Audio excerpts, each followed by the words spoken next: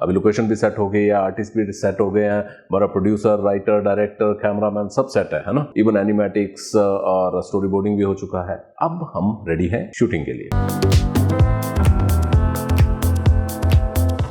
तो अभी production stage हमारी स्टार्ट होने वाली है, लेकिन उससे पहले हमें क्या करना पड़ेगा, इक्विपमेंट्स के बारे में बात करेंगे।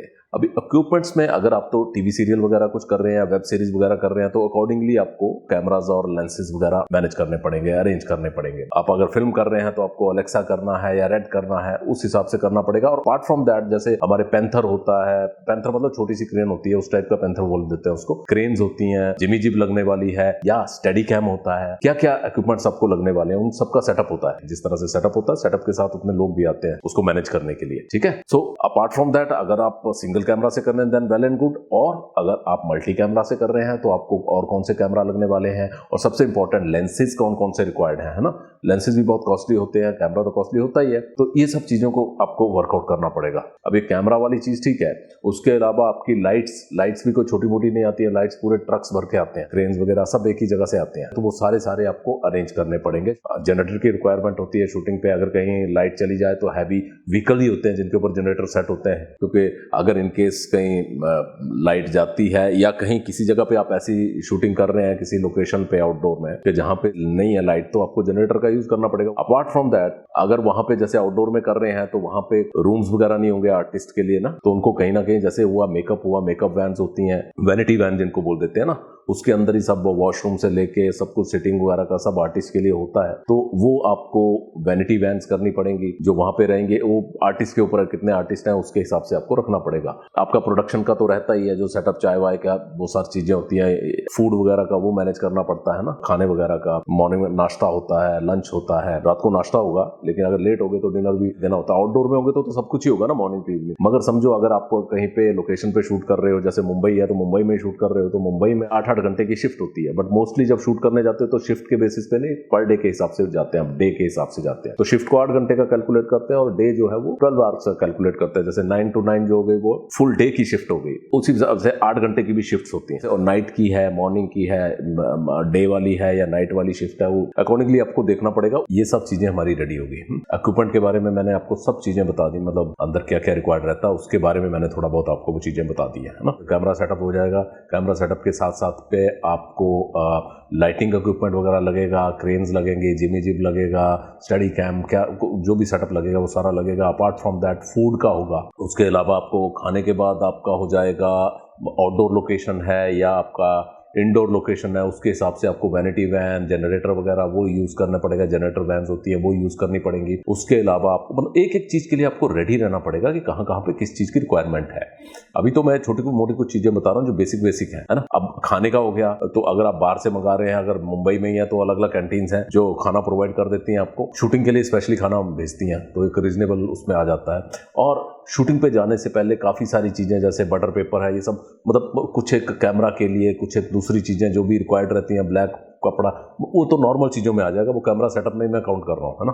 बाकी सारी भी बहुत सारी चीज़ें होती हैं, जब हम डिटेल में डिस्कस करेंगे ना तो हर चीज़ का बताऊंगा और प्राइसिंग के साथ बताऊंगा क्या कॉस्ट होती है, कैसे होता है। और एक जो स्पॉट वाइज ही वहाँ पे बनाते हैं वो चाय वगैरह जो सेट पे बढ़ती है वो। उसके अलावा क्या चीज़ें रहती हैं कि प्रॉपर्टीज मतलब अब जो घर है किसी का, वो घर किसी साइंटिस्ट का घर है तो उसको साइंटिस्ट के हिसाब से उसमें प्रॉपर्टी यूज करनी पड़ेगी, उसको प्रॉपर्टी बोल देते थे। जैसे भाई उसमें बीकर्स लगेंगे, उसमें कोई ऐसा एक्सपेरिमेंट करने वाली चीज़ें होंगी वो लगेगा, या फिर समझो कोई बड़ा टाइकून है उसका घर है तो उसके हिसाब से ही पूरा सेटअप बनेगा कि उसका अगर घर का लोकेशन पहले तो आप देख लोगे कि इंडोर जो रेडी लोकेशन अवेलेबल है उसके अंदर अगर आप कर रहे हो तो आपको है कुछ एक चेंजेस, लेकिन सर्टनली आपको करने पड़ेंगी जो अपने कैरेक्टर के प्रोफाइल के हिसाब से लिखी हुई है कि भाई हाँ भाई उनका ऐसा है। आप उसको ग्रैंड दिखाने के लिए, हर चीज़ ग्रैंडर दिखाने के लिए अपना शूट में हर चीज़ आपको ऐड करनी पड़ेगी, वो प्रॉपर्टी से होगी। और वो काम किसका है? वो आर्ट डिपार्टमेंट का है।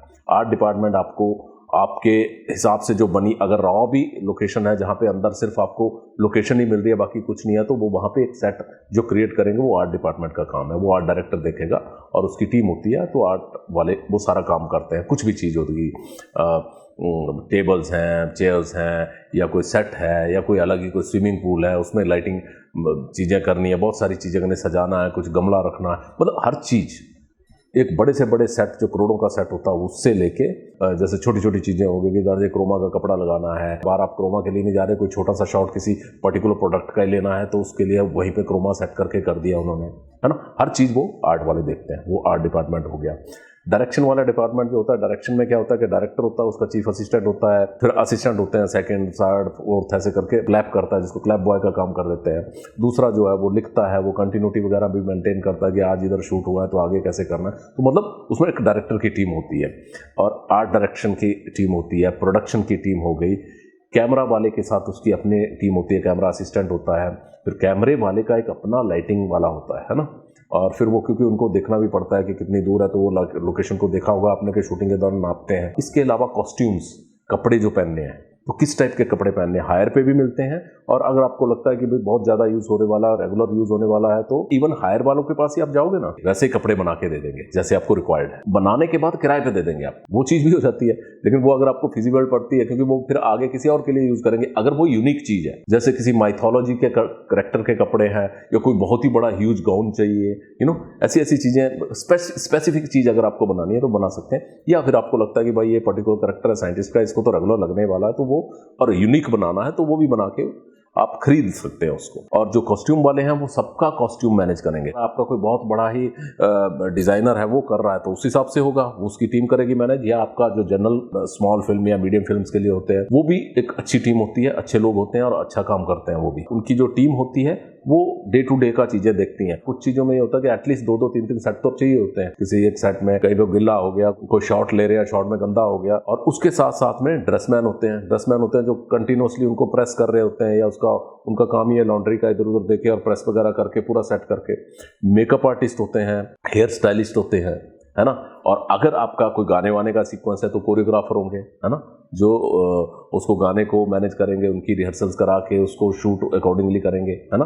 उसके हिसाब से डायरेक्टर के पॉइंट ऑफ व्यू से किया जाएगा, लेकिन वो डांसिंग के स्टेप्स वगैरह सब कोरियोग्राफर करेगा। डांस है तो डांस में डांसर्स चाहिए तो आपको डांसर्स लगेंगे, आपको फॉरेन के डांसर चाहिए तो उनके भी एक वर्क परमिट वगैरह होते हैं उनके, उसके हिसाब से वो आपको मैनेज हो जाता है। क्या कॉस्टिंग होती है वो बाद में बात करूंगा। इंडियन डांसर्स चाहिए, उसके हिसाब से हो जाएगा सब मैनेज। क्राउड चाहिए, किस तरह से चाहिए, वो सब चीजें जो है ना वो पूरा का पूरा आपको प्लान करके जाना पड़ता है। छोटी टीम जो 50-60 की टीम हो जाती है, आर्टिस्ट होते हैं, बाकी भी होती है पूरी टीम, मोस्टली 100-150 की टीम हो जाती है। अगर एक फुल फ्लैश टीम जा रही है तो कम से कम इतनी तो होगी। तो क्राउड लोगे तो उसको आप काउंट नहीं करोगे, क्योंकि वो सेपरेट ही वो चीज हो गया। तो वो तो आपको मैनेज करना पड़ेगा कि हाँ जी ये इतनी क्राउड इतने दिन के लिए रिक्वायर्ड है, तो वो तो करना पड़ेगा। तो उसमें अगर वो 1000 की क्राउड है तो 1000 होगी, 100 की है तो 100 की है।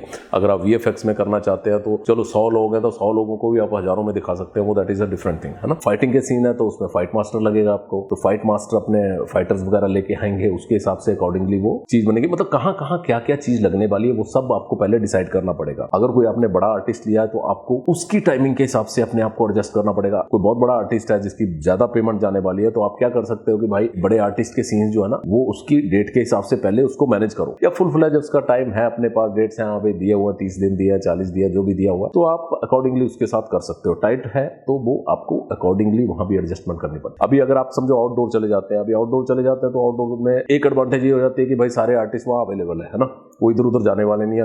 रात का शॉट लेना रात का लो, दिन का लो, मेन चीज होती है उनको ले जाने और लाने का लग्जरी बसेस करके आप कर सकते हो। जो आर्टिस्ट होते हैं अगर वो नियर बाई अपने व्हीकल में आ जाते हैं, फ्यूल वगैरह आपको करना पड़ता है, वो सब उनका जो भी है, और पर डे का उनके जो असिस्टेंट्स आते हैं उनको भी मैनेज करना पड़ता है। But apart from that flight book करके फ्लाइट की टिकट्स देके वहां पे बुलाना पड़ता है। 5 दिन का 10 दिन का एट स्ट्रेच शूट है तो वहां पे आपको स्टे करने के लिए कोई होटल अकॉर्डिंगली करना पड़ता है। मतलब जो बड़े आर्टिस्ट है उनके लिए बड़ा कोई 5 स्टार वगैरह करना पड़ता है, दूसरे के लिए वैसे मैनेज करना पड़ता है। और जिस जगह पे ऐसा नहीं है उसके लिए भी थोड़ा सा अच्छे टाइप का वो चीजें कुछ मैनेज करनी पड़ती है, और खाने वगैरह का भी टाइप करना पड़ता है। लेकिन उसमें आपने परमिशन वगैरह ली हुई है और आपको सब्सिडाइज रेट्स के ऊपर वो लोकेशन मिल रही है, या कुछ लोकेशन सिर्फ परमिशन की जरूरत है, तो आपको काफी फर्क पड़ जाता है। क्योंकि यहाँ पे अगर आप करने जाएंगे मुंबई के अंदर तो बहुत कॉस्टली पड़ेगी। समझो जो लोकेशन आपको 1.5-2 लाख रुपए पर डे पे मिल रही है, वही लोकेशन हो सकता है कि वहाँ लोकेशन का चार्ज नहीं पड़े आपको, 20-25 हजार, 30 हजार, 50 हजार ऐसे में हो जाए, या फिर चलो वैसे ही मैनेज हो जाए कुछ चीजें। वो आपको देखना होता है कि किस में क्या फिजिबिलिटी बैठती है, तो किस जगह पे बचता है, किस जगह पे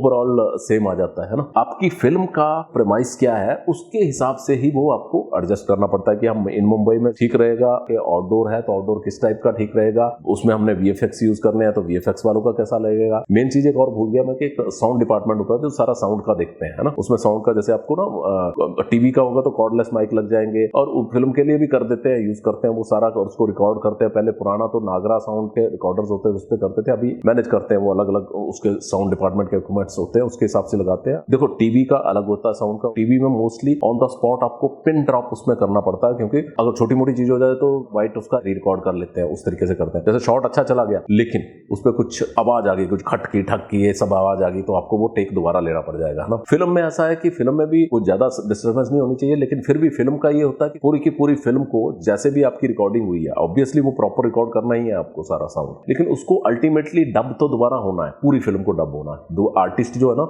वो जब पूरी फिल्म शूट हो जाएगी, एडिट हो जाएगी, तो उसके बाद वो डबिंग के लिए आएंगे, तो पूरी को दोबारा से वो स्टूडियो के अंदर डब करेंगे अपनी आवाज को सुन के, या कोई नहीं कर सकता तो उसकी जगह पे कोई दूसरा डबर लगेगा, लेकिन मोस्टली सारे आर्टिस्ट अपनी वॉइस में डब करते हैं उसको दोबारा से। वो तो लैंग्वेज वाली जब डबिंग आती है तो बात अलग हो जाती है कि किसी और की डब हो जाती है। सो मैं इन बिटवीन जा रहा हूँ, उसके लिए डबिंग वाले के पोर्शन में मैं अलग से आऊंगा, जब साउंड में आऊंगा ना तब समझाऊंगा आपको सारी चीजें। अब ये सारे काम हो गए। कुछ एक फिल्म जो वो सिंक साउंड सिस्टम होता है उसमें ऑन द स्पॉट वहीं पे आपको मतलब दोबारा डबिंग की जरूरत नहीं पड़ती, उस हिसाब से वो उसको कर देते हैं सिंक साउंड पे, पर बड़ा डिफिकल्ट सा काम है और सेटअप पे पूरा प्रॉपर रखना पड़ता है, मैनेज करना पड़ता है। तो काफी सारी फिल्म्स आजकल सिंक साउंड पे होती हैं। सो ये सब चीजें होती हैं, है ना। ये सब चीजें आपको रेडी करके पूरा बजटिंग तैयार करके कहाँ शॉट करने हैं, पहले घर के करने हैं तो हम मुंबई का खत्म करेंगे, फिर बाहर जाएंगे, कई अब्रॉड जाते हैं। कई बार आप सोचते हो कि वहां पे बहुत खर्चा पड़ेगा, मगर एक पर्टिकुलर फिल्म जो मीडियम बजट की भी फिल्म बना रहे हो उसमें भी समटाइम्स इट इज जितना आपका यहाँ खर्च होगा वहां भी वही खर्च होगा, ऐसा कई बार हो जाता है। तो वो देखना पड़ता है कि आपकी फिल्म कैसी है, फिल्म की रिक्वायरमेंट कैसी है। आजकल तो वर्चुअल सेट बन गए हैं, कुछ एक ने स्टार्ट किया अभी वर्चुअल सेट, बट आने वाले टाइम में और भी चीजें, अभी लंदन का दिखाना बैकग्राउंड पूरा लंदन का, तो पहले तो सिर्फ क्रोमा से बदल देते थे, कपड़ा बदल के और फिर उसमें दिखा देते थे। अभी तो ऐसा हो गया कि ह्यूज एलईडी लगती है, हाई क्वालिटी की एलईडी, वो नहीं जो बाहर आप देखते हो ना जैसे शार्पेस्ट एलईडीज जो होती हैं उसको फिल्म शूट के लिए यूज करते हैं। तो बाहर तो काफी आ गई हैं, यहाँ भी इंडिया में भी आ गई हैं। कुछ एक फिल्म्स उस पे की हैं शूट, जैसे फिल्म का कोई पोर्शन जैसे वीएफएक्स का ही पार्ट हो गया वो एक्चुअली, आपको बाहर जाने की जरूरत नहीं, यहीं पे आपने उस हिसाब से कर लिया। पहले क्रोमा से करते थे, थोड़ा सा लाइटिंग में मैचिंग करने में मुश्किल होता था, वहां पे क्या जैसा लगता है रियल पार्ट ही है वो, और रियल इंजन करके एक सॉफ्टवेयर आता है उसके हिसाब से वो लोग करते हैं। वो सारी चीजें बात की हैं, मैं इन बिटवीन एक छोटा सा ग्लिम्स आपको देने के लिए बोल रहा हूँ। तो इस तरह से आप पूरे का पूरा शूटिंग की तैयारी कर सकते हो, और उसके बाद क्या होता है जब शूट हो गया वो सारी चीजें हम आगे डिस्कस करेंगे।